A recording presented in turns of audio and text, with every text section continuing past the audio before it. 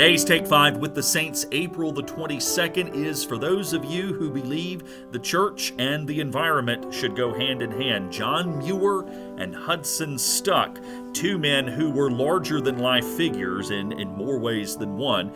Muir being someone who became a prominent founder of the Sierra Club, and Stuck being an Episcopal priest who also became an ardent naturalist and a practitioner of what was known at the time as muscular Christianity, both of whom are recognized as modern-day patron saints of the environment for their deep appreciation of nature and how God speaks to us through nature and our responsibility for taking care of that wonderful natural beauty that God has given us to enjoy. The scripture that goes with them, with their feast day today, is unique, as they are both unique individuals. It comes out of one of our apocryphal texts that you may not have experienced. It is called the Prayer of Azariah, or, if you want to give its full name, the Prayer of Azariah and the Psalm of the Three Jews. Again, it's an apocryphal text, can be found in NRSV Bibles and others that carry the Apocrypha. This comes out of verses 52 through 59 of the Prayer of Azariah, and you'll see why it's a very good reading for these two gentlemen today. Let the earth bless the Lord. Let it sing praise to him and highly exalt him forever. Bless the Lord, mountains and hills. Sing praise to him and highly exalt him forever. Bless the Lord, all that grows in the ground. Sing praise to him and highly exalt him forever. Bless the Lord, seas and rivers. Sing praise to him and highly exalt him forever. Bless the Lord, you springs. Sing praise to him and highly exalt him forever. Bless the Lord, you whales and all that swim in the waters. Sing praise to him and highly exalt him forever. Bless the Lord, all birds of the air. Sing praise to him and highly exalt him forever. Bless the Lord, all wild animals and cattle. Sing praise to him and highly exalt him forever. Both John Muir and Hudson Stuck came from the English main island, Muir being a Scot born in 1838 who came to the United States at the age of 11, settling in Wisconsin.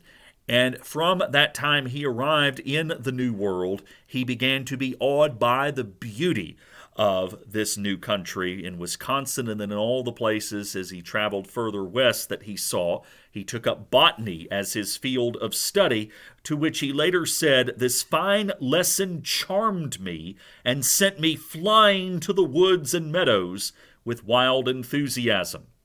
At the age of 30 in 1868, he arrived in Yosemite Valley, California, which is where he truly realized that here is the pinnacle of the beauty of God's creation. It was Yosemite and Sequoia National Forests that he began to advocate for as places of preservation and not conservation. The difference between the two is preservation means to enjoy it, as Muir would say, as places of rest, inspiration, and prayers, whereas conservationists were those who wanted to keep the natural integrity, but also wanted to mine out the timber and the natural resources, and in that way disturb the natural beauty, although have a plan to continue doing it, to continue maintaining those areas despite the human impact upon them. As I said, he's founded the Sierra Club, which still today one of the leading environmental protection and preservationist organizations around. And as such, he also, when Theodore Roosevelt became president, he became one of the most outspoken advocates for what Roosevelt, who himself was an advocate of this, formulated the national park system, which did take a preservationist view of these areas which were deemed national parks.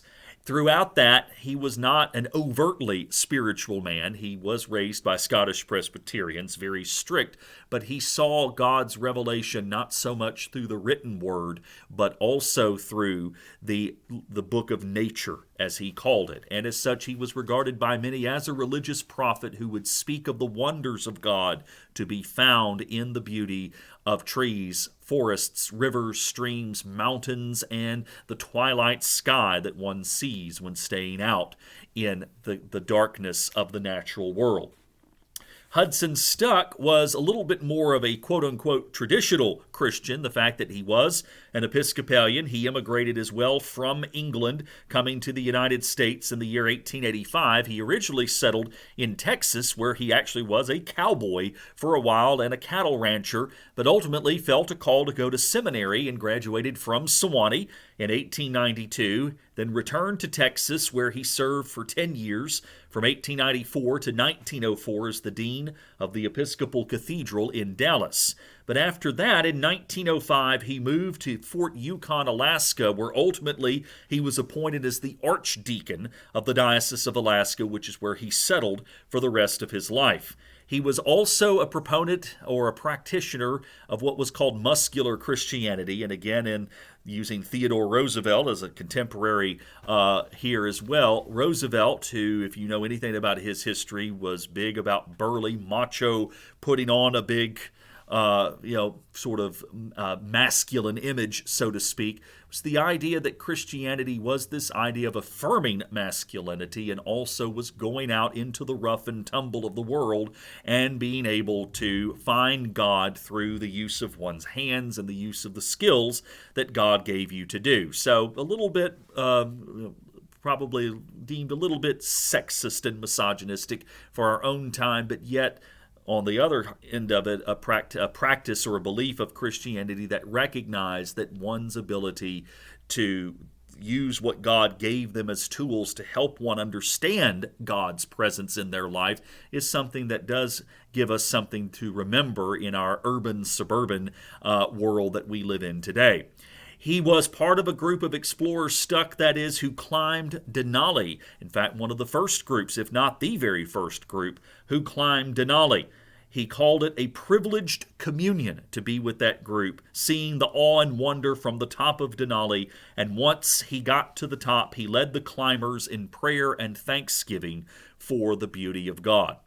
While John Muir and Hudson Stuck are certainly not the only prominent environmentalists of that day, or certainly of modern era in general, their prominence both in their religious thinking and beliefs and how they integrated that into their absolute reverence and awe for the beauty of God's creation are great examples for us to always be mindful that part of our calling as Christians in the church is to take care and be good stewards of the world in which God has given us, and to always hold that up as something vastly important in our daily life as Christians.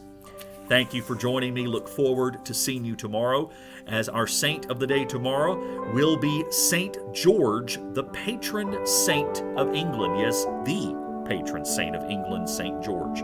Look forward to seeing you then. Take care.